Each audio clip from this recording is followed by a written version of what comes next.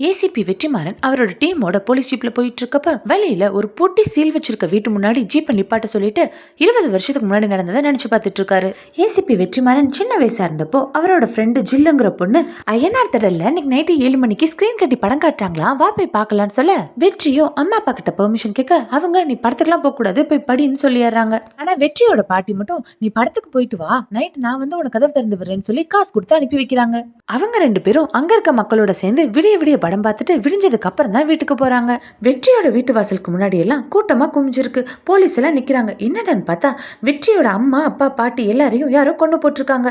வெற்றி அதனால கதறி அழுக ஒரு போலீஸ்காரர் வெற்றியோட வாயை பத்தி அங்கிருந்து கூப்பிட்டு வந்துட்டு ஒரு லாரியில ஏத்தி விட்டுட்டு உன் வீட்டுல எல்லாரையும் கொண்டுட்டாங்க, நீ இங்க இருந்தீனா உன்னையும் கொன்றுவாங்க, நீ இங்க இருந்து போயிருப்பா, உன்னை ஏன் கூட வச்சிருக்க முடியாது, இந்த அட்ரஸ்ல போயிரு, நீ பாதுகாப்பா இருப்ப, இங்க எல்லாம் சரியானதுக்கு அப்புறம் நானே உன்னை கூப்பிடுறேன்னு சொல்லி வெற்றியை அமுச்சு வைக்கிறாரு. ஏசிபி வெற்றிமாறன் இப்படி தனக்கு நடந்ததை நினைச்சு பார்த்துட்டு இருக்கப்போ இன்ஸ்பெக்டர் அவர்கிட்ட 20 வருஷத்துக்கு முன்னாடி இந்த வீட்டுல இருந்த 3 சின்ன பசங்களை தவிர மத்த எல்லாரையும் அந்த பசங்களோட சித்தப்பாவே கொலை பண்ணிட்டாரு சார், அதனாலதான் இந்த வீட்டை பூட்டி சீல் வச்சுட்டாங்கன்னு சொல்றாரு. அப்புறம் எல்லாரும் அங்க இருந்து ஜீப்ல கிளம்பிடுறாங்க. அடுத்த சீன்ல ஒரு பையன் நகையை அடகு வைக்க நகை கடைக்கு வரான். அந்த கடைக்காரனுக்கு அந்த பையனை பார்த்ததுல இருந்தே சந்தேகமா தான் இருக்கு.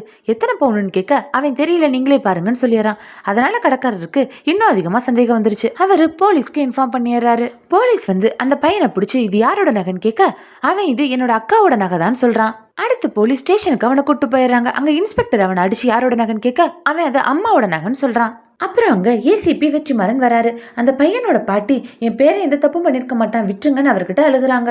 வெற்றிமாறன் என்னாச்சு நாங்க இருக்க போலீஸ்ட கேட்க அவங்க நகை திருட்டு கேஸ் சார், முதல்ல அக்காவோட நகைன்னு சொன்னா, அப்புறம் அம்மாவோட நகைன்னு சொன்னா, இப்ப வேலை செய்யற இடத்துல இருக்க ஒரு பொண்ணோட நகைன்னு சொல்றான்னு சொல்ல அந்த பையன் சார் நான் திருடல, நான் எந்த தப்பும் பண்ணலன்னு சொல்ல வெற்றிமாறன் அவன் கிட்ட எங்க வேலை செய்யறேன்னு கேட்க அவன் ஐஸ் ஃபேக்டரியில வேலை செய்யறேன்னு சொல்றான்.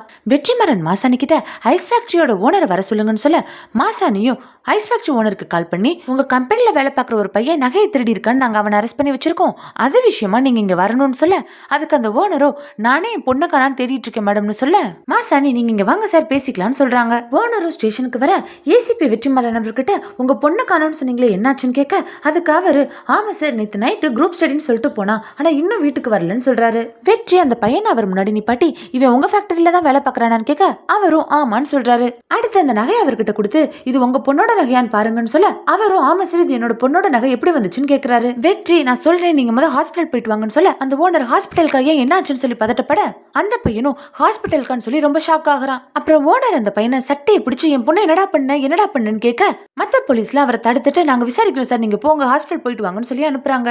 அந்த ஓனரும் ஹாஸ்பிட்டல் போயிட்டு மார்ச்சரியில இருக்க அந்த 3வது தலை அவரோட பொண்ணு சந்தியாதான்னு கன்ஃபார்ம் பண்ணிடுறாரு. தன்னோட பொண்ணை இப்படி தலையை விட்டு கொன்றுக்கதை பார்த்துட்டு அவர் கதறி அழுகிறாரு. மாசாணியும் சார் அது அவரோட பொண்ணு சந்தியாதான் கன்ஃபார்ம் பண்ணிட்டாருன்னு வெற்றிக்கு கால் பண்ணி சொல்லிடுறாங்க.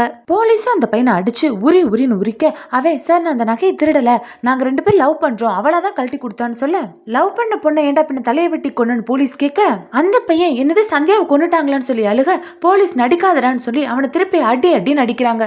அவங்க அடிக்கிறதுல அவன் மயக்கமே போட்டுறான். அதுக்கப்புறம் மயக்கத்துல இருந்து அவனை எழுப்பி என்ன நடந்துச்சுன்னு கேட்க அவன் அவங்களோட லவ் ஸ்டோரியை சொல்றான். அவன் ஃபர்ஸ்ட் டைம் சந்தியாவை அவளோட பர்த்டே அன்னைக்கு ஃபேக்டரியில தான் பார்த்திருப்பான். ஃபேக்டரியில வேலை பார்க்குற எல்லாருக்கும் சாக்லேட் கொடுக்கறதுக்காக சந்தியாவோட அம்மா அவளை ஃபேக்டரிக்கு அனுப்பியிருப்பாங்க. பார்த்தோன்னே அவனுக்கு சந்தியாவை ரொம்ப பிடிச்சு போயிருக்கும். அடுத்த ஒரு நாள் சந்தியா கிட்ட 3 பசங்க பிரச்சனை பண்ணிட்டு இருப்பாங்க. அப்ப இவன் தான் சந்தியாவை போய் காப்பாத்துவான். அதுல இருந்து சந்தியாக்கு இவனை ரொம்ப பிடிச்சிருக்கும். அதுல இருந்து சந்தியா அப்பாக்கு சாப்பாடு கொண்டு வரேன், வேலை பார்க்கறவங்களுக்கு சம்பளம் கொடுக்குறேன்னு ஏதாவது ஒரு சாக்குல அவனை பாக்குறதுக்காக அடிக்கடி ஃபேக்டரிக்கு வந்துட்டு போயிட்டு இருக்கா. அவனுக்கு ஷர்ட் வாங்கி கொடுக்கறது, 2 பேரோட நேமையும் கையில எழுதிக்கிறது, டெய்லி போன்ல பேசிக்கிறதுன்னு இவங்க 2 பேரும் ரொம்ப டீப்பாவே லவ் பண்ணிட்டு இருக்காங்க. இவன் கணக்கு பார்க்க சந்தியா வீட்டுக்கு போனானா அப்ப நீ கணக்கு மட்டும் தான் பார்க்க வந்தியா, என்ன பார்க்க வரலையான்னு உரிமையா அவன் கிட்ட கோச்சுக்கிறது. அவன் மலையில நனைஞ்சானா அவனை நனைய விடாம கொடை பிடிக்கிறதுன்னு அந்த பொண்ணு அவனை ரொம்பவே லவ் பண்றா. இதெல்லாம் அந்த பையன் போலீஸ் கிட்ட சொல்லிட்டு நாங்க 2 பேரும் இந்த அளவுக்கு லவ் பண்றோம் சார், நான் ஏன் சார் அவளை கொலை பண்ண போறேன்னு கேக்குறான். அடுத்து என்னாச்சு, உண்மையான கொலைகாரனை பிடிச்சாங்களா இல்லையா? அந்த 2வது தலை யாரோடது? ஏசிபி வெற்றிமாறன் தங்கி இந்த லாட்ஜ்ல அந்த மோப்பனாய் கொலைச்ச பூட்டி இருந்த ரூம்ல தங்கி இருந்தது யாரு? இந்த கேள்விக்கெல்லாம் அடுத்தடுத்த எபிசோட்ல நம்ம பதில தெரிஞ்சுக்கலாம் ரசிகா.